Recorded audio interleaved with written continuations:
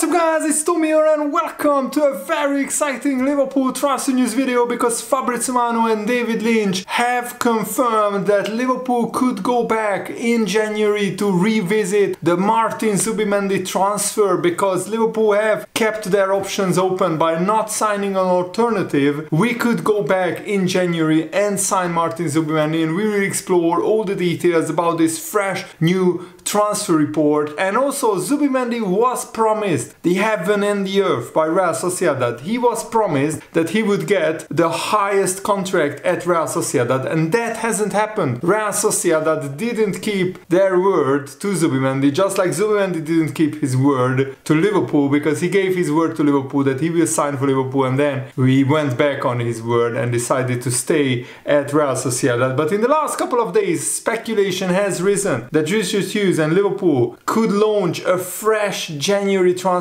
move for Zubimendi, with the player still yet to agree a new deal with Real Sociedad. And I think it's not a coincidence that Real Sociedad haven't offered Zubimendi the terms that they promised that they will offer. Liverpool offered him like twice his salary that he was earning at Real Sociedad, and Real Sociedad said that he will get the highest salary, the highest contract in Real Sociedad. But that was just a promise, and Real Sociedad haven't kept their promise. And Zubimendi's agent is not silly. He knows Liverpool's offer, so he said to Real Sociedad, get close to Liverpool's offer or we are not signing a new deal. And analyzing the latest prospect of going back in for this signing, transfer guru Fabrizio Romano on his podcast said, "I have no idea at this moment, but Liverpool are not even commenting on this, but what I'm sure about is that Liverpool didn't want to negotiate for any other midfielder, any other number 6 this summer, because they believe that the perfect player for this position was Martin Zubimendi. And until Zubimendi signs a new contract and until his release clause is increased, the door is still open for Liverpool to go back in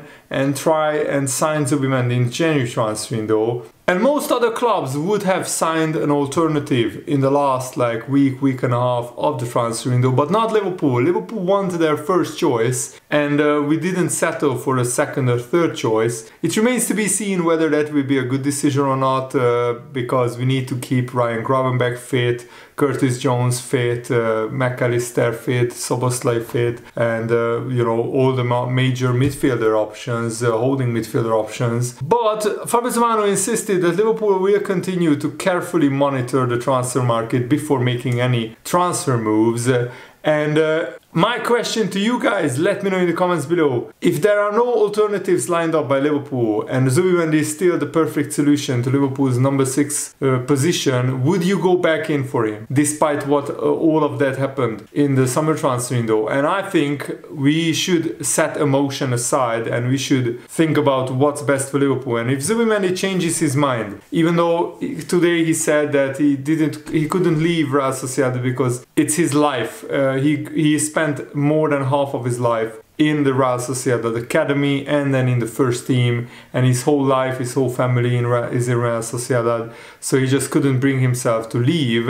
But if Real Sociedad are languishing in mid-table, right now they are in the bottom half of the Spanish league, if I remember correctly, and Liverpool are, fighting for the Premier League title and are in the latter stages of the Champions League, I think Zubimendi could have a change of heart. According to very reliable Liverpool-based journalist David Lynch, Liverpool haven't ruled out the idea of returning for Zubimendi in the January transfer window. He said Liverpool have a very narrow list of targets in this number 6 role. He doesn't think Liverpool would rule out going back for Zubimendi, even though Zubimendi turned Liverpool down once. Van Dijk famously joined Liverpool in January 2018 after a summer transfer failed to materialize. That wasn't because Van Dijk rejected Liverpool, it was because Liverpool were too public with their pursuit of Van Dijk, and Southampton thought that's illegal, that Klopp is talking to Van Dijk without Liverpool actually agreeing a transfer fee first with Southampton. Of course it would be fantastic if that happened with Zubimendi, that we went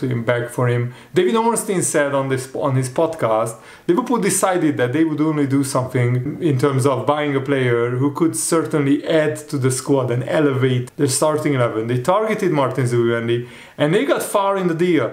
And ultimately, Zubimendi decided to stay at Real Sociedad, but no panic. Liverpool didn't suddenly knee-jerk to an alternative that might not be quite right for you. Perhaps go with your internal existing options until the right opportunity arises again. Maybe that will be Zubimendi in the future, in the way that Virgil van Dijk was after they missed out on him when he was at Southampton one summer, and then Liverpool signed him in January. Or maybe it will be someone else entirely, or nobody at all, as Ryan Gravenberch takes the role with aplomb. Ryan Gravenberch has been sensational, borderline world class in this number 6 role. So even David Ornstein hasn't ruled out the possibility of Liverpool going back to Zubimendi. Liverpool also felt pressure was being put on the player from Real Sociedad's side more than anything else, David Lynch said, and the situation was not completely closed off after Zubimendi's decision to stay. It wasn't a U-turn where they felt he would have been traitorous to Liverpool or anything like that. They felt that Real Sociedad had played a big role in that. And if Zubimendi does not sign a new deal at Real Sociedad until January, he will be still available for that £51 million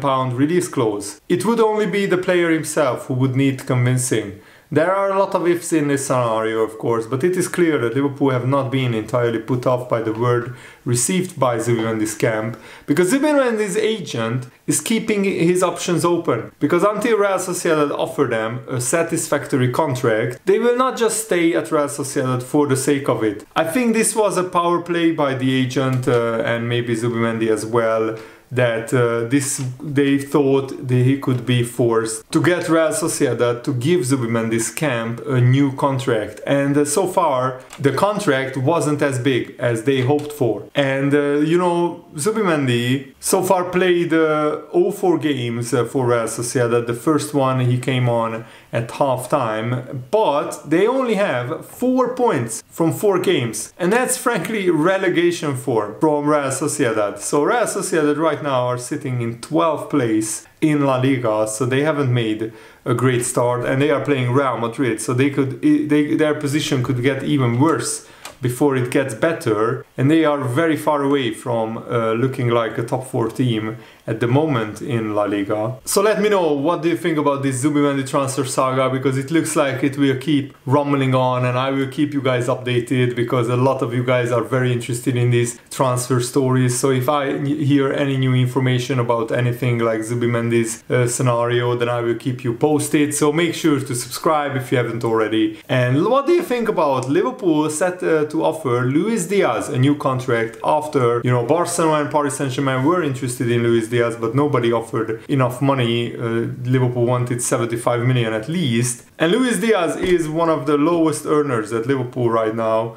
Out of the starting 11, definitely lowest, with only £55,000 per week wages. He didn't get a contract extension yet, so he's on his base salary, that what he got after transferring from Porto. And so far, Luis Diaz has been absolutely immense. He got 3 goals and 1 assist in 3 appearances. He kept Cody Gakpo out of the side, and Liverpool are set to open talks over a new deal with the winger, and that is well deserved, because if you think about, you know, Federico Chiesa, new signing on £120,000 per week, Luis Diaz definitely needs to earn at least £100,000. In reality, Diaz's earnings are likely to be higher, especially when considering performance-based increases. So his base salary is 55k, but he's getting bonuses and add-ons with Liverpool winning the League Cup last season, with Liverpool qualifying for the top 4, and also Luis Diaz in terms of his goals and assists. But I think his goals output needs improving. He is a 1 goal per 4 games attacker. Needs to improve on that, and so far so good this season. He's definitely massively improved under Arne Slot. So far he has 27 goals and 14 assists in 101 appearances, so he has just 24 goals and 13 assists in 98 games. But this season, 3 goals and 1 assist in 3 games is absolutely phenomenal return. And I think Luis Diaz has a new spring in his step, just like a lot of other players at Liverpool. New manager, Liverpool players want to prove themselves to the new manager, and everybody is starting fresh. And Mo Salah even admitted that he was out of his comfort zone again. It's quite tricky to say. We had Jurgen Klopp for 7 years, so you kind of get in your comfort zone somehow. He was always trying to push us outside our comfort zone, but you know, if you are with the manager for 7 years, somehow you get into into your comfort zone. But with a new manager, he comes with his style and he just wants everybody to adapt. And maybe Liverpool are looking to give Luis Diaz a new contract before moving on to the big three, Van Dijk, Salah and Trent Alexander-Arnold, because Luis Diaz will have less leverage to demand a higher salary before the others are getting a new contract. Imagine if you know, Trent gets like 250k, Salah gets 400k, Van Dijk gets like 300k. Luis Diaz definitely would demand a lot higher salary. And right now here is the big breakdown of the base salaries of players. So Salah is the highest earner with £350,000 per week. Jota and Nunez are on £140,000 per week. Cody Gakpo is on 120. And Luis Diaz on 55,000, but he is definitely deservedly getting a new contract. And I want to give you guys a little bit of a reassurance about, you know, Van Dijk and Salah not getting new contracts potentially because of his age, because of their age. Look at how they were treated before in the past, and look at how Edwards deviated from his own strategy towards older players to keep them. Van Dijk was given his last deal when he was 30 years old, so already a pretty advanced age for a player, and he was recovering from an ACL injury. Van Dijk got a big new contract that takes him until he's 34 years old. Salah at 30, he got a club record deal that takes him to 33. So both are outliers in how unique they are in profile, quality and relative to their age. So I expect these contracts to get sorted. Above all else, with those two, they are a perfect example. Liverpool know when they are on a good thing and know the superior quality they bring compared to if we let either of them go for free or with a year left in their 30s. And they showed already this season how irreplaceable they are. But they have showed that throughout their whole career. So I think Liverpool will sort out all three of these players' contracts. They look very happy, very settled, rejuvenated under the new manager. And long may it continue. Liverpool after the international break have Bournemouth and Nottingham Forest. 2 home games that we should win. And then we will be flying 5 wins from 5, but let's take each game as it comes. And when the Champions League restarts, it will be very interesting how Arne Slot's rotate his team. But The Athletic posted a podcast where David Ornstein said that even though Richard Hughes inherited a daunting task as Liverpool's new sporting director, people within the football industry believe that he has made a fantastic start, even though it doesn't look like it from the outside, because he only signed keys of 1 player for this season and he hasn't extended the contracts of these 3 huge players at Liverpool. The way that Richard Hughes sold players from Liverpool was absolute genius. Carvalho for 27 million, Van den Berg for 20 million or 25 million, whatever it was. Absolutely fantastic deals. And the biggest praise is Richard Hughes appointed a clearly excellent manager in Arne Slot who fits Liverpool like a glove. He has made a fantastic start, and alongside with Michael Edwards, they seem like he's instilling a proper structure into the club again. And they sold the players really well. And they all form a place of being well behind the curve by the time they were appointed. Contracts have to be sorted, that's a given. But the reason they have gone on this long is because structurally we let the club above Klopp become a bit of a mess. And also Klopp's influence was a hindrance because in the long term, because a lot of key figures left the club because Jurgen Klopp got too much influence. And then as soon as Klopp announced that he's leaving, a lot of those people came back to work at Liverpool. So it's not the summer that's the issue, it's the 2 years prior where we were slacking on giving new contracts to Trent, Van Dijk and Salah. And we shouldn't have left it this late or to go it this far. It's not ideal that all 3 players only have 10 months on their contracts, but let's hope that Richard Hughes can sort out their contracts and then all will be well. Imagine what a boost it will be if during the season Liverpool announced that Salah has signed, that Van Dijk signed, that Trent Alexander-Arnold signed.